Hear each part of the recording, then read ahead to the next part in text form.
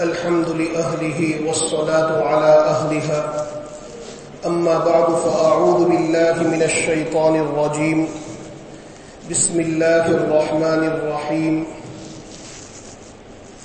يا أيها الذين آمنوا كتب عليكم الصيام كما كتب على الذين من قبلكم لعلكم تتقون صدق الله العظيم اللهم صل على سيدنا ومولانا محمد وبارك وسلم. محترم بزرگوں، جیسا کہ ہم تمام حضرات جانتے ہیں کہ یہ شعبان کا مہینہ چل رہا ہے، اور شعبان کا مہینہ یہ بھی انتہائی برکتوں والا اور اللہ کی رحمتوں سے بھرا ہوا مہینہ ہے. حدیث میں آتا ہے کہ جناب نبی کریم سرور دو عالم صلی اللہ تعالی علیہ وسلم شعبان اور اس کے مہینے کی تاریخوں کے یاد رکھنے کا بڑا اہتمام فرماتے تھے، اور آپ علیہ الصلوۃ والسلام کا یہ عمل رمضان المبارک کے استقبال کے لیے ہوا کرتا تھا، اس لیے کہ شعبان کے بعد ایک عظیم الشان مہینہ آنے والا ہے، رمضان المبارک کا مہینہ. یہ تو انتہائی برکتوں والا، رحمتوں والا اور نیکیوں کا سیزن والا مہینہ ہے، اور اس مہینے کے استقبال کے لیے اللہ کے نبی صلی اللہ تعالی علیہ وسلم پہلے سے پوری تیاری فرماتے تھے، اور اپنی امت کو بھی اس بات کی ترغیب دیتے تھے کہ رمضان کے لیے اپنے آپ کو پہلے سے مکمل تیار کر لو، تاکہ یہ جو نیکیوں کا سیزن ہے، نیکیاں حاصل کرنے کا مہینہ ہے، اس میں کسی قسم کی کوئی غفلت اور کوئی کمی باقی نہ رہے. اسی لیے شعبان کے مہینے کو رمضان کا مقدمہ اور رمضان کی تمہید کہا جاتا ہے، یعنی شعبان کا مہینہ رمضان کے انٹروڈکشن کے واسطے ہے. اللہ کے نبی صلی اللہ تعالی علیہ وسلم اس مہینے میں اتنی کثرت سے روزے رکھتے تھے جتنا دوسرے مہینے میں نہیں رکھتے تھے. حضرت اسامہ ابن زید رضی اللہ تعالیٰ عنہ ارشاد فرماتے ہیں کہ جناب نبی کریم سرور دو عالم صلی اللہ تعالی علیہ وسلم سے میں نے یہ سوال کیا کہ یا رسول اللہ، آپ شعبان کے مہینے میں جتنی کثرت سے روزے رکھتے ہیں تو آپ دوسرے مہینے میں اتنی کثرت سے روزے نہیں رکھتے، آخر اس کی کیا وجہ ہے؟ اللہ کے نبی علیہ الصلوۃ والسلام نے ارشاد فرمایا کہ رجب اور رمضان کے درمیان کا یہ مہینہ ہے جس سے لوگ غافل ہیں. اس مہینے کے اندر اللہ تبارک و تعالیٰ کی رحمتیں اور برکتیں متوجہ ہوتی ہیں، اور اس مہینے کے اندر انسان کے اعمال اللہ رب العالمین کی بارگاہ میں پیش کیے جاتے ہیں. میرا جی یہ چاہتا ہے کہ، اور میں اس بات کو پسند کرتا ہوں کہ میرے اعمال اللہ کے دربار میں اس حالت میں پہنچے کہ میں روزے سے ہوں. رمضان مبارک کے استقبال کے لیے اللہ کے نبی علیہ الصلوۃ والسلام اس مہینے کے اندر بے انتہا اہتمام فرماتے تھے، اور اس کی مثال جو ہے ہمارے اکابر نے یوں دی ہے کہ جیسے فرض نمازوں کے پہلے سنتیں ہوتی ہے اور بعد میں بھی سنتیں ہوتی ہے، اسی طریقے سے رمضان مبارک سے پہلے اللہ کے نبی علیہ الصلوۃ والسلام شعبان میں بھی روزے رکھتے تھے، اور رمضان کے بعد شوال کے بھی 6 روزے رکھتے تھے.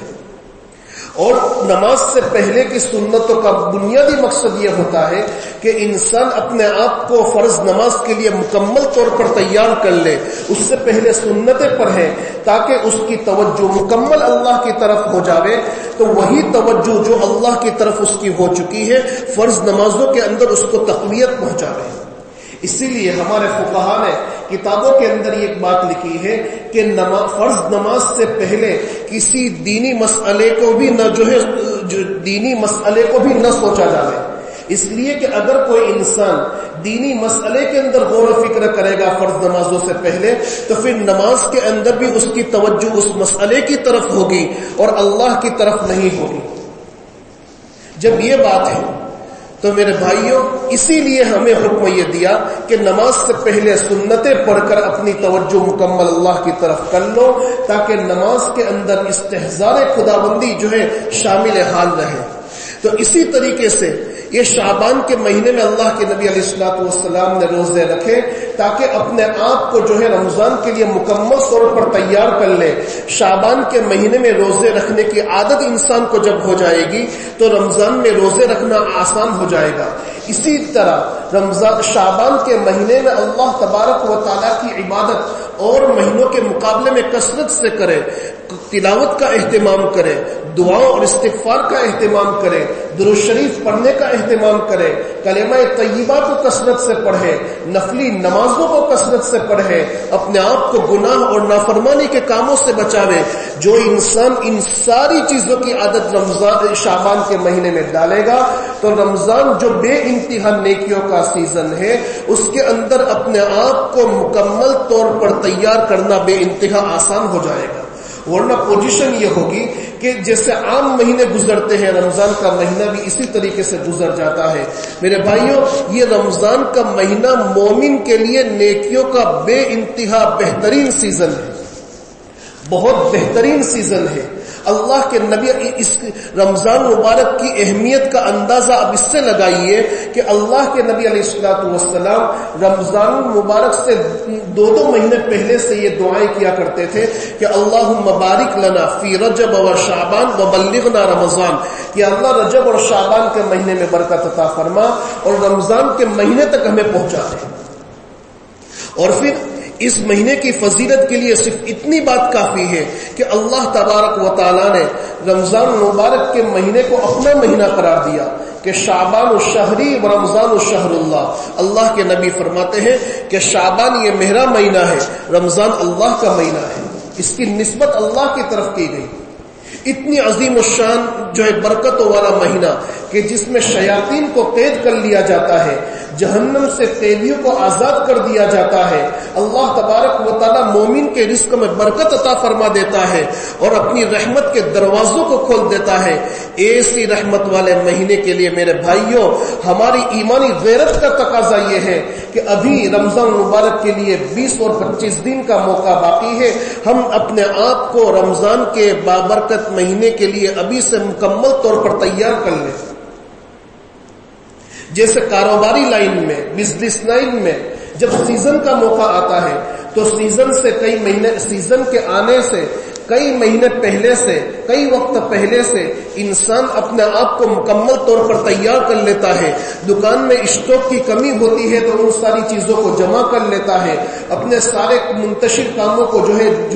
جوڑ لیتا ہے. اور جب سیزن کا موقع آ جاتا ہے تو اس سیزن کے موقع پر انسان کا نہ کھانا وقت پر ہوتا ہے, نہ سونا وقت پر ہوتا ہے. حالانکہ اگر وہ خود بیمار پڑ جاوے, گھر میں بیوی بچوں میں سے کوئی بیمار پڑ جاوے تو ڈاکٹر کے پاس لے جانے کے لیے یا خود جانے کے لیے ان کے پاس وقت نہیں ہوتا. اتنی ساری تیاری ہم دنیاوی کاروبار کے لیے کرتے ہیں. میرے بھائیوں, جب اللہ کے نبی صلی اللہ تعالی علیہ وسلم کے فرمودات کا یقین ہمارے قلوب کے اندر اتر جائے گا اور اللہ کے نبی صلی اللہ تعالی علیہ وسلم نے رمضان مبارک کے مہینے کے جو فضائل اور جو برکات بتلائے ہیں اور رمضان مبارک کی نافرمانی کرنے کی بنیاد پر اور اس مہینے کو غفلت میں گزارنے کی بنیاد پر جن وعیدوں کو جو ہے اللہ کے نبی علیہ الصلوۃ والسلام نے اپنی زبان بابرکت سے ارشاد فرمایا ہے, اس کا یقین ہمارے قلوب میں اتر جاوے تو میرے بھائیوں جو ہے اس مہینے کے لیے اپنے آپ کو تیار کرنا بہت آسان ہو جائے.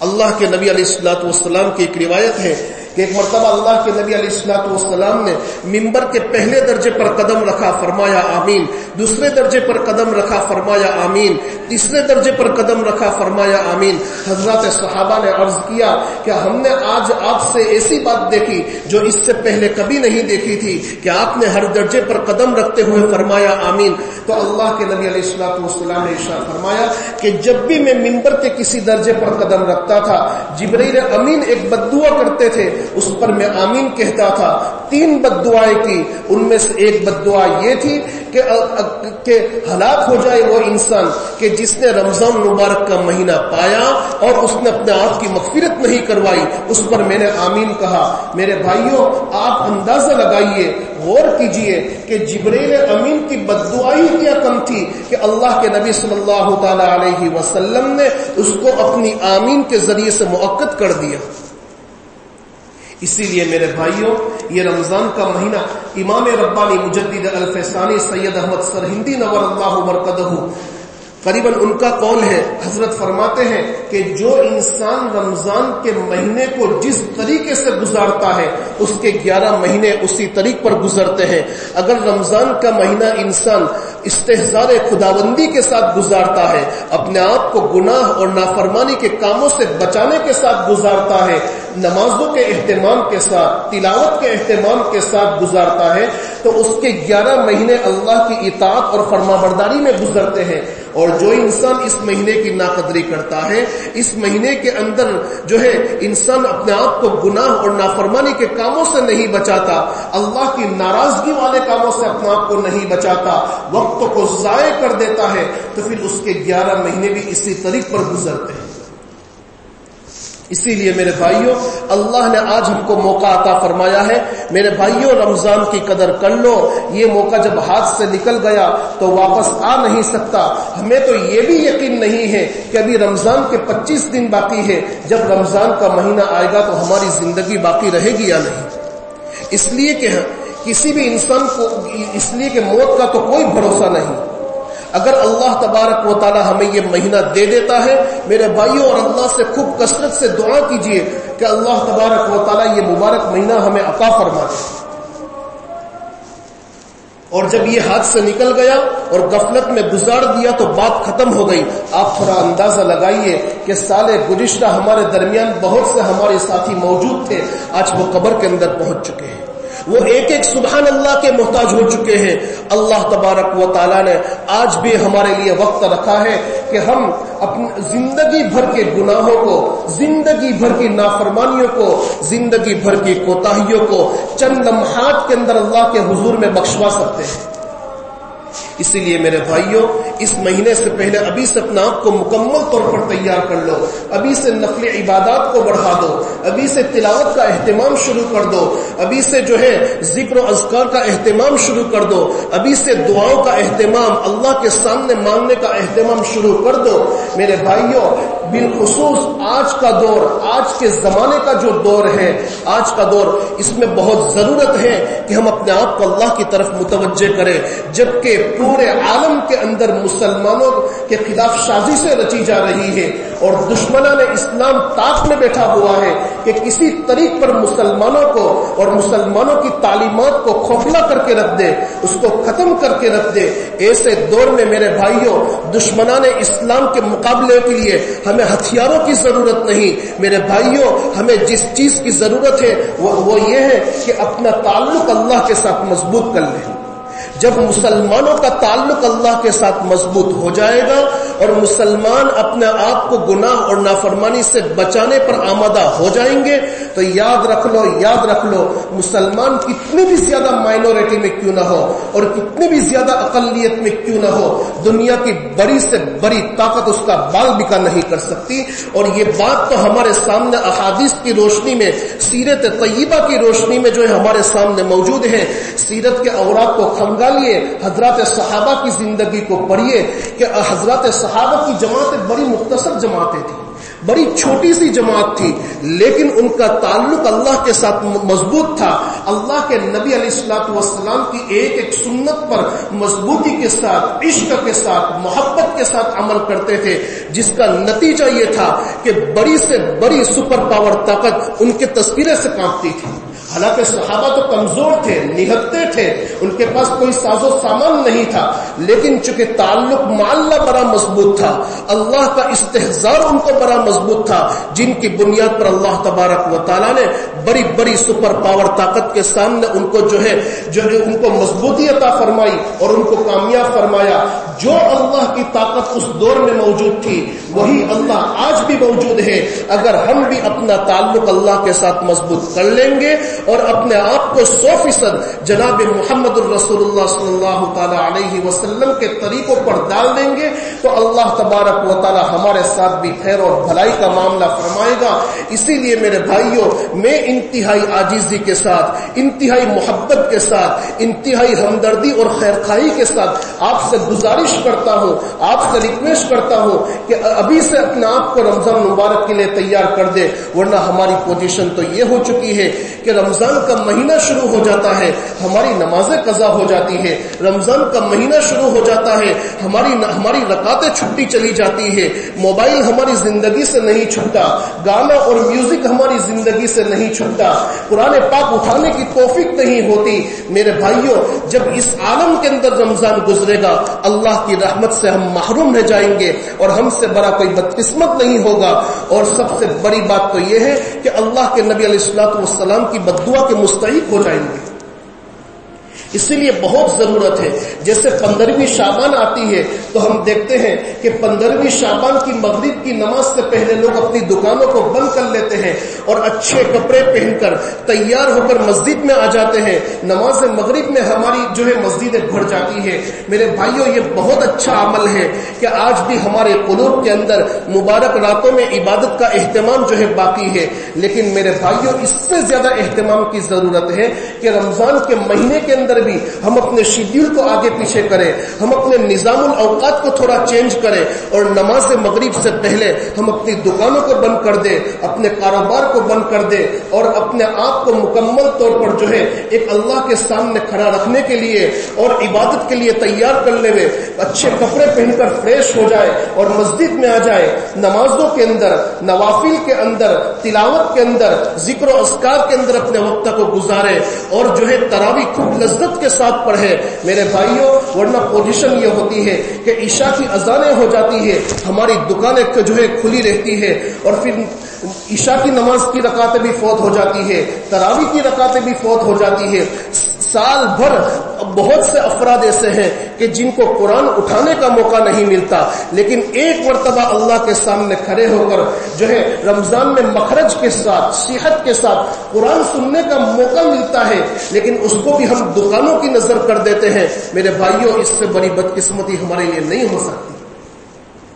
ایک موقع ملتا ہے جو قرآن میری اور آپ کی ہدایت کے لیے آیا تھا، میری اور آپ کی رہنمائی کے لیے آیا تھا، کہ جس کتاب کا دیکھنا بھی عبادت، پڑھنا بھی عبادت، سننا بھی عبادت اور اس کے لیے محبت سے اپنے آپ کو اس کے پیچھے لگانا، یہ بھی عبادت، لیکن وہ بھی غفلت کا شکار ہو جاتا ہے۔ اسی لیے میرے بھائیوں، میں آپ سے کہتا ہوں کہ جو اہتمام ہم 15ویں شعبان میں کرتے ہیں کہ نماز مغرب سے پہلے ہماری اکثر دکانیں بند ہو جاتی ہے اور اپنے آپ کو مکمل طور پر تیار کر کے مسجد میں ہم اپنے آپ کو لے آتے ہیں، اس سے زیادہ اہتمام کیجئے کہ رمضان کے مہینے کے اندر بھی ہماری دکانیں بند ہو جانی چاہیے مغرب سے پہلے، اور ہم اپنے آپ کو بالکل تیار کر کے مغرب مسجد کے اندر لے آئیں۔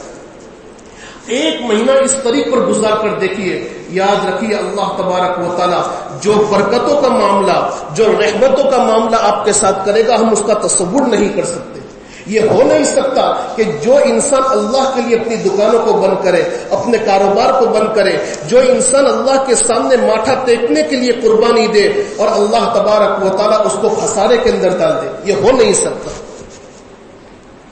یہ بہت بڑی بات ہے میرے بھائیوں، اسی لیے ہمیں اس کے اہتمام کی بڑی ضرورت ہے۔ اور اسی طریقے سے یہ جو شعبان کا مہینہ چل رہا ہے، اس میں 15ویں شعبان جو آ رہی ہے، تو 15ویں شعبان جس کو شب برات کے نام سے یاد کیا جاتا ہے، حضرت مفتی تقی عثمانی دامت برکاتہ نے اپنی کتاب کے اندر یہ بات لکھی ہے کہ 15 صحابہ کرام رضوان اللہ تعالی علیہ مجمعین سے